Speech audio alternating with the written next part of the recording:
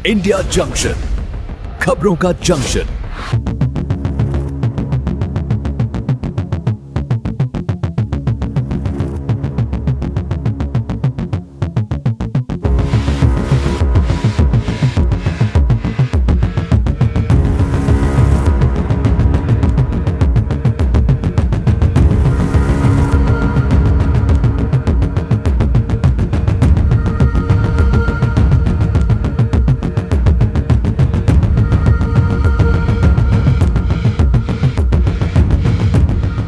जिस पार्टी के अंदर एक गठन बनाया भी गया, किन्नर बोर्ड बनाया भी गया, आप देख लीजिए उसमें अध्यक्ष कौन है? एक पुरुष, ठीक है, और उपाध्यक्ष कौन है?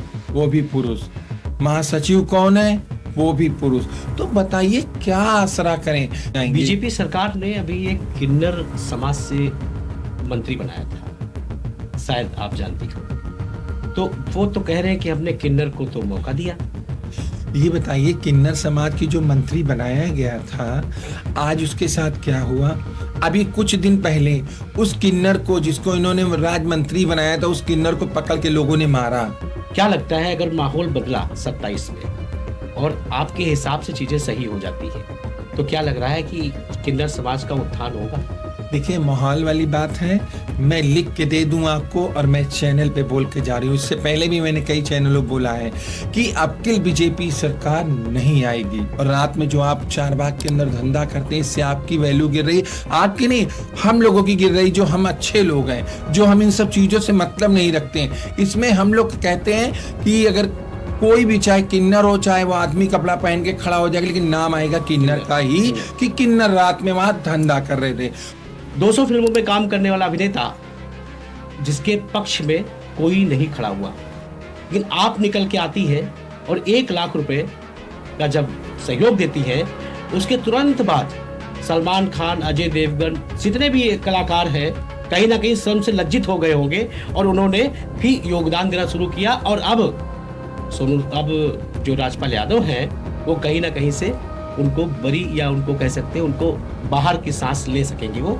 तो आपके अंदर ये जो प्रेरणा आई अचानक कि आपके समाज के लिए तो कोई नहीं करता है, बहुत से हादसे होते हैं आपके समाज के लिए, बहुत सी घटनाएं घट जाती है, तब कोई पुरुष समाज से निकल के नहीं बाहर आता है, लेकिन आपने देखा कि नहीं, मदद करनी है। कोई व्यक्ति जिसने हंसाया है मुझे फिल्मों में, आज वो जा रहा है जो जिसकी वजह से हम हंस नहीं पाएंगे, और आपने मदद की। क्या लगा, कैसे किया? ये मैंने इसलिए किया है, ये मैंने फिल्म इंडस्ट्री के मुंह पे तमाचा मारा है कि इतना बड़ा एक्टर जिसने आपके साथ इतनी फिल्मों में काम किया है और आपके साथ हमेशा कदम से कदम उनके साथ मिला के चलता रहा, बड़ा बड़े डायरेक्टरों ने उसको काम दिया, उन्होंने किया है।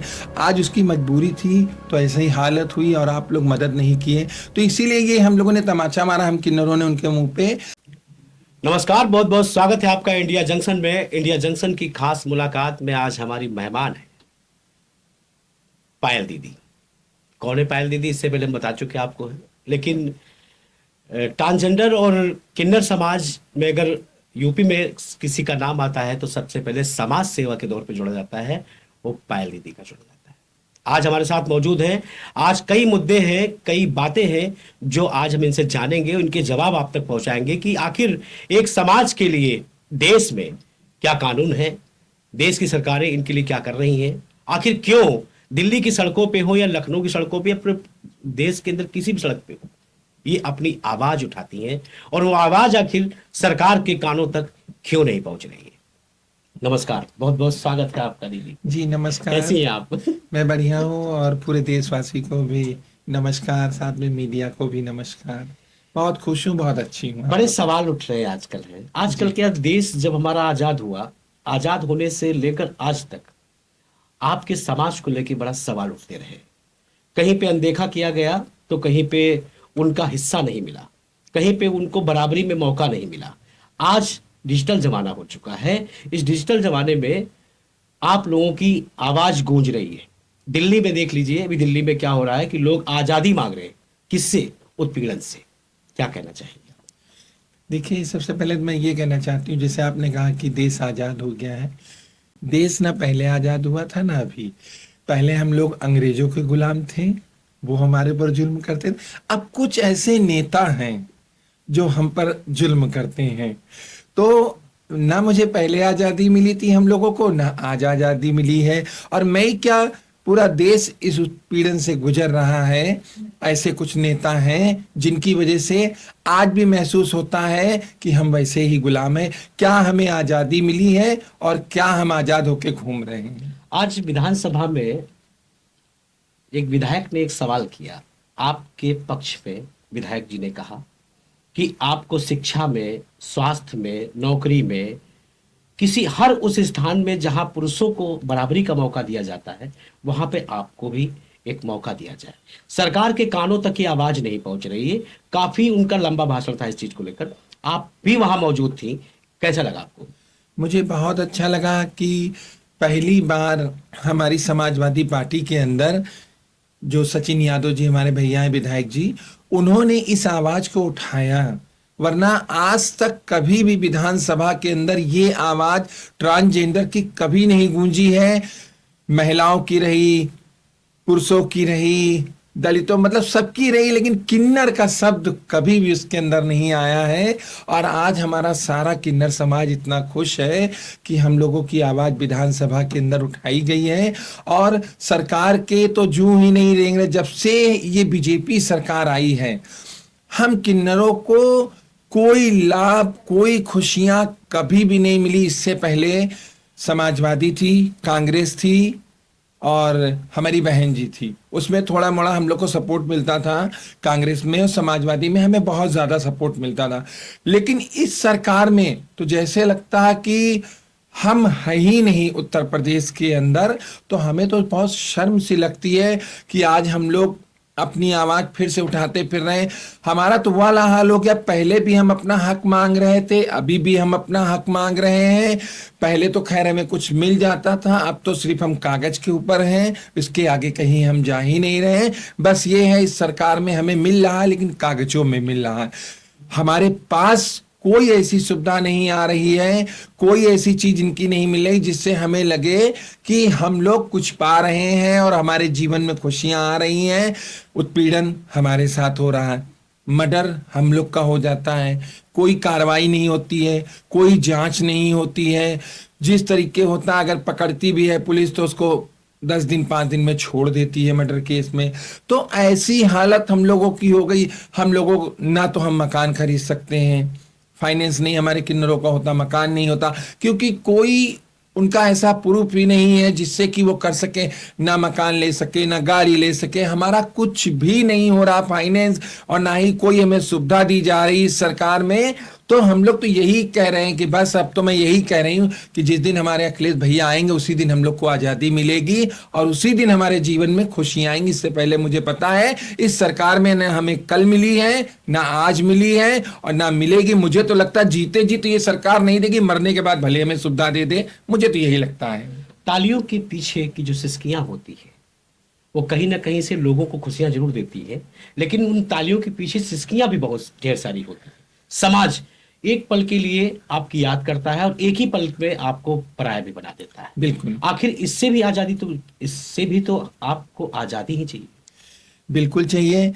अरे अगर मेरे जजमान ना हो, जिनके बेचारे के बच्चे और शादी होती है, अगर ये सब ना होते तो शायद हम लोग तो भूखे मर जाते। झूठ क्यों बोले, ये तो मेरे लिए भगवान का रूप है। जो ये जजमान है, हम लोग इनको अपना भगवान मानते हैं, क्योंकि इनकी वजह से हम जीवित हैं। हमने अपने माँ बाप का घर छोड़ा, अपना परिवार छोड़ा, छोड़ के ऐसी जगह पे आए कि आज हमारा कोई नहीं। लेकिन लोग कहते कोई नहीं, लेकिन मैं कहती हूँ कि जिनके घर हम जाते हैं यही मेरा परिवार है, क्योंकि इन्होंने मुझे पाला, मुझे बड़ा किया है। तो हम लोग इन्हीं को सम्मान देते हैं और हमेशा इनके लिए लड़ते हैं। अगर कभी भी किसी पे उत्पीड़न होता है, कोई महिला हो या कोई लड़का हो, कोई ऐसा हो जो लाचार हो, हम लोग तुरंत उसका साथ देते हैं। जरूरत पड़ने पे अगर हमारे पास मदद भी है तो हम मदद भी जाकर देते, क्योंकि उनका ही दिया हमारे पास है। कोई मैं ऊपर से पेड़ से हमें नहीं मिला है, हमें उन्हीं ने दिया। बस फर्क इतना, हमारे कोई आगे पीछे नहीं, तो वो पैसा हम जोड़ लेते हैं और जिनके परिवार बच्चे भाई वो नहीं जोड़ पाते। तो हमारा वो परिवार ही तो है, जब कभी उसे आवश्यकता होती है तो हम लोग उसे तुरंत देते हैं, मदद करते हैं। और हम लोग यही दुआ करते हैं उनके लिए कि इनकी उम्र खूब लंबी हो, इनके घर में खूब खुशियां आए, ताकि कि हम भी इनके घर बार बार इनके घर जाएं। 2002 में आपने एमएलए की तैयारी की थी और चुनाव भी लड़ी थी। आप कहीं ना कहीं से लोगों में मतभेद थे कि आप चुनाव जीत गई थी लेकिन दोबारा गिनती कर दी गई, वो सच क्या था? वो यही संस्था हम लोग बहुत अच्छा चुनाव हुआ, सब कुछ जनता ने मुझे जो है बहुत प्यार भी दिया, बहुत वोट भी दिया, जो कि ना तो मैंने कोई बूथ लगवाया था ना मैंने कहीं, बस मैं यही कह के आती थी कि पर्ची आप कहीं से भी लिए लेकिन वोट हमको दें, मैं यही बोलती थी। और उसके बाद हुआ, चलिए कोई बात नहीं, शायद ऊपर वाले को उस वक्त भी बीजेपी की ही सरकार थी। हाँ, उस वक्त भी बीजेपी की सरकार थी। उस समय केंद्र में अटल बिहारी वाजपेयी थे और यहाँ पश्चिम से लालजी टंडन थे। तो आपके सामने लालजी टंडन थे? जी बिल्कुल, हमारे सामने तो लालजी टंडन को लगा नहीं कि अरे मैं हार गया? अरे लालजी टंडन को लगा क्या, वहां पर तो ऐसी मेरी हालत हो गई थी कि रात में मैं पोस्टर बैनर लगते थे और सुबह मेरे सब कुछ उतर जाते थे, मुझे लगता ही नहीं था कि मेरा कोई प्रचार हो रहा है।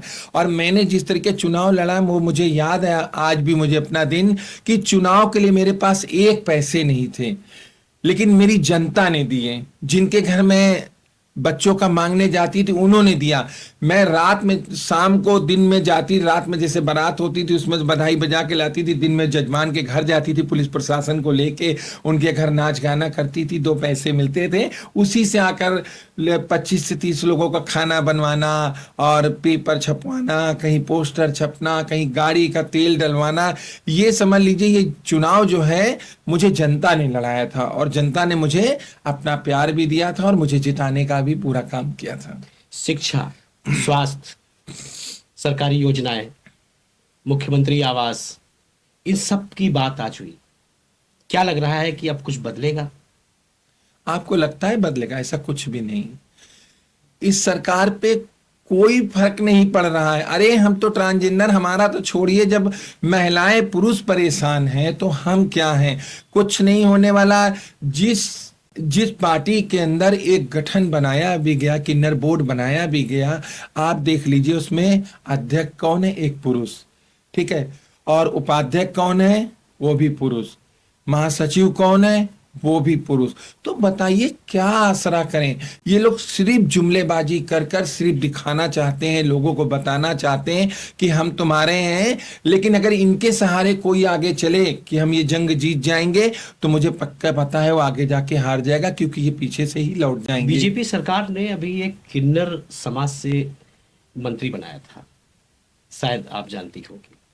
तो वो तो कह रहे हैं कि हमने किन्नर को तो मौका दिया। ये बताइए, किन्नर समाज की जो मंत्री बनाया गया था, आज उसके साथ क्या हुआ? अभी कुछ दिन पहले उस किन्नर को, जिसको इन्होंने राज मंत्री बनाया था, उस किन्नर को पकड़ के लोगों ने मारने के बाद उसके बाल काट दिए, उसको गंजा कर दिया गया। ठीक है, सरकार किसकी? बीजेपी की। ठीक है, दर्जा प्राप्त कौन था? किन्नर समाज की। और उसके बाद आज देखिए इसका क्या हाल हुआ, कोई सुनवाई हुई? कुछ नहीं। तो मैंने वही तो कहा है कि इस सरकार में कोई आसरा न करे। इस सरकार में सिर्फ बड़े लोगों का नाम चलता है, जो बड़े बड़े हैं उनका ही जलवा होता है, और बाकी के जितने नीचे छोटे लोग हैं वो सोच लें कि मैं झंडा पकड़े हूं तो मैं जंग जीत जाऊंगा। तो ऐसी गलती ना करें।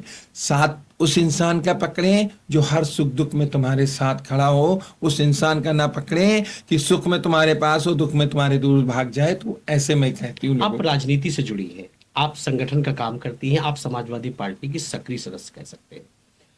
क्या लगता है अगर माहौल बदला 27 में और आपके हिसाब से चीजें सही हो जाती है, तो क्या लग रहा है कि किन्नर समाज का उत्थान होगा?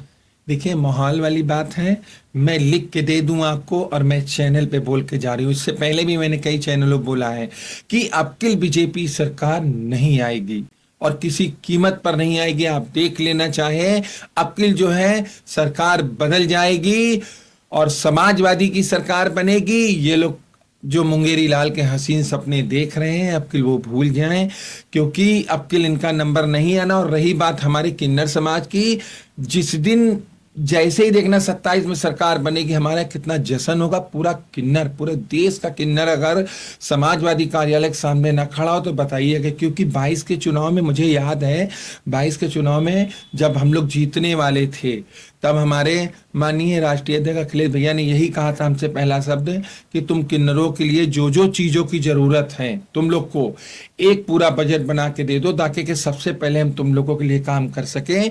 रखो, अपने अंदर प्यार रखो, लोगों के प्रति गलत मत बोलो कभी भी। अगर किसी के साथ गलत होता है तो तुरंत उस पर आप एक्शन लीजिए, उसका सहयोग करें। और जो आप लोग रात में क्लब जाते हैं, क्लब में ये जो तमाशा करते हैं, इससे आपकी वैल्यू घट रही है, आपकी इज्जत कम हो रही है। और ये जो आप लाल बत्ती मांगते हैं और रात में जो आप चारबाग के अंदर धंधा करते हैं, इससे आपकी वैल्यू गिर रही है। आपकी नहीं, हम लोगों की गिर रही, जो हम अच्छे लोग हैं, जो हम इन सब चीजों से मतलब नहीं रखते हैं। इसमें हम लोग कहते हैं कि अगर कोई भी, चाहे किन्नर हो, चाहे वो आदमी कपड़ा पहन के खड़ा हो जाएगा, लेकिन नाम आएगा किन्नर का ही, कि किन्नर रात में वहां धंधा कर रहे थे।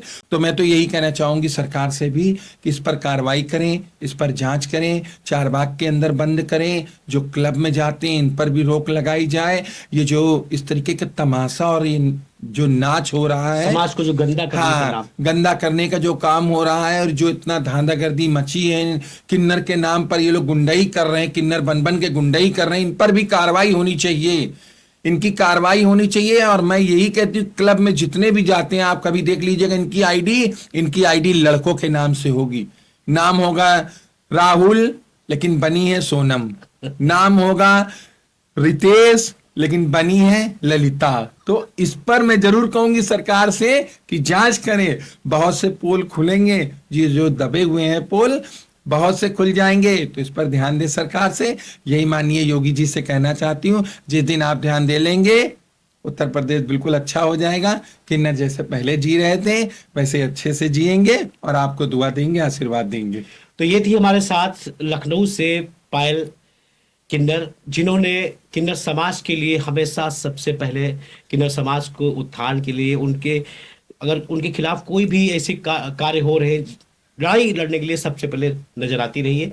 पार्टी हो या जनता या कोई भी किसी तरीके की भी कोई भी तकलीफ, कुछ भी, पायल किन्नर जी का सबसे पहले योगदान रहता है कि गंदगी को साफ करने के लिए सबसे पहले नजर आती है। अपने समाज को क्लियर कट मैसेज देना जानती है, सरकार को भी चेताना जानती है कि आप हमको समकक्ष करिए, यानी कि हमें भी वो मौका दीजिए जो आम लोगों को मौका दिया जाता है। चाहे वो मौका राशन कार्ड में ही क्यों ना हो, चाहे वो मौका आवास कॉलोनी में ही क्यों ना हो, लेकिन इनका भी अधिकार बनता है कि इनको भी उस मौके से नवाजा जाए और मौके में बराबर का भागीदार बनाया जाए। एक सवाल अभी सोशल मीडिया पे मैं देख रहा हूं कि आप एकदम चर्चा में आ गई। राजपाल यादव जो कॉमेडियन स्टार है, 9 करोड़ रुपए का जुर्माना लगता है, कोर्ट में उनसे पूछा जाता है या पैसा जमा करोगे कि जेल जाओगे। राजपाल यादव कहते हैं कि मेरे पास पैसा नहीं, मुझे जेल ही भेज दो। 200 फिल्मों में काम करने वाला अभिनेता जिसके पक्ष में कोई नहीं खड़ा हुआ, लेकिन आप निकल के आती है और 1 लाख रुपए का जब सहयोग देती है, उसके तुरंत बाद सलमान खान, अजय देवगन, जितने भी कलाकार हैं कहीं ना कहीं शर्म से लज्जित हो गए होंगे और उन्होंने भी योगदान देना शुरू किया। और अब जो राजपाल यादव हैं वो कहीं ना कहीं से उनको बरी, या उनको कह सकते हैं उनको बाहर की सांस ले सकेंगे वो। तो आपके अंदर ये जो प्रेरणा आई अचानक कि आपके समाज के लिए तो कोई नहीं करता है, बहुत से हादसे होते हैं आपके समाज के लिए, बहुत सी घटनाएं घट जाती है, तब कोई पुरुष समाज से निकल के नहीं बाहर आता है, लेकिन आपने देखा कि नहीं, मदद करनी है। कोई व्यक्ति जिसने हंसाया है मुझे फिल्मों में, आज वो जा रहा है जो जिसकी वजह से हम हंस नहीं पाएंगे, और आपने मदद की। क्या लगा, कैसे किया? ये मैंने इसलिए किया है, ये मैंने फिल्म इंडस्ट्री के मुंह पे तमाचा मारा है कि इतना बड़ा एक्टर जिसने आपके साथ इतनी फिल्मों में काम किया है और आपके साथ हमेशा कदम से कदम उनके साथ मिला के चलता रहा, बड़ा बड़े डायरेक्टरों ने उसको काम दिया, उन्होंने किया है, आज उसकी मजबूरी थी तो ऐसे ही हालत हुई और आप लोग मदद नहीं किए। तो इसीलिए ये हम लोगों ने तमाचा मारा, हम किन्नरों ने उनके मुंह पे, कि ताकि कि लगे कि एहसास करो तुम इतने बड़े हीरो हो के, इतने बड़े एक्टर हो के, डायरेक्टर हो के, इतना पैसा होने के बाद भी तुम्हारी जेब से 1 रुपए नहीं निकले। लेकिन हम किन्नर जरूर मांगते हैं लोगों के घर में, लेकिन हम लोग का दिल बहुत बड़ा है, हम लोग उनकी तरीके दिल छोटा नहीं रखते हैं। ऐसे अगर जरूरत पड़ेगी किसी और को भी, फिल्म इंडस्ट्री में किसी और को भी परेशानी होगी, तो भी हम किन्नर समाज के सब लोग खड़े हैं। फिल्म इंडस्ट्री क्या, कोई भी खड़ा होगा, अगर किसी को जरूरत होगी, अगर परेशानी आएगी तो हम लोग जरूर साथ देंगे। और फिल्म इंडस्ट्री में हम यही कहना चाहती सबसे कि आप लोग शर्म करिए, कि आपका एक इतना बड़ा एक्टर जेल जा रहा और आप लोग तमाशा देख रहे हैं, ये उसकी बदनामी नहीं, ये आपकी इंडस्ट्री की बदनामी हो रही। तो ऐसा काम मत करें, आप लोग उसका साथ दें, ऐसे कभी ना मौका आने दें। भले आप उसे कर्जा दे के धीरे धीरे लेते रहें, कर्जा दे दें आप उसे कि ठीक है दे दिया कर्जा और मैं काम करा ले। देखिए सोनू सूद जी ने तुरंत कहा कि मैं इतने रुपए दे रहा हूं, मैं अपनी फिल्म में काम करा लूंगा। तो कुछ सीखना है, सबसे कहना चाहती हूँ मुंबई वालों से, कुछ सीखना है तो सोनू सूद जी से सीख लीजिए, आपको बुद्धि आ जाएगी। अगर कोई अच्छा इंसान मुझे अब तक दिखा है तो मुझे सोनू सूद ही दिखे हैं फिल्म इंडस्ट्री में, बाकी के मुझे कोई समझ में नहीं आया, सब मतलबी हैं अपने अपने काम के लिए। तो ये थी हमारे साथ पायल किन्नर जी, जिन्होंने समाज, शिक्षा, स्वास्थ्य हर मुद्दे पर खुलकर बोली। लास्ट में जब इन्होंने बताया कि कैसे इन्होंने कॉमेडियन राजपाल यादव, जिन्होंने पूरे देश को हंसाया है, घर बैठ के सभी हंसे उनकी कॉमेडी पे, लेकिन आज जब उनको जेल जाने का नंबर आ गया उस वक्त किसी के हाथ आगे नहीं आए, तो लखनऊ से वही समाज की पायल किन्नर सबसे आगे बढ़ती हैं और 1 लाख रुपए देकर फिल्मी दुनिया के मुंह पे तमाचा मारने का काम करती है। उसके बाद नींद में सोए लोग जागते हैं और कहीं ना कहीं से राजपाल यादव की मदद करते हैं ताकि वो अब अपने घर जाकर सांस ले सकेंगे। हम फिर हाजिर होंगे एक नए मेहमान के साथ, तब तक देखते रहे इंडिया जंक्शन। इंडिया जंक्शन, खबरों का जंक्शन।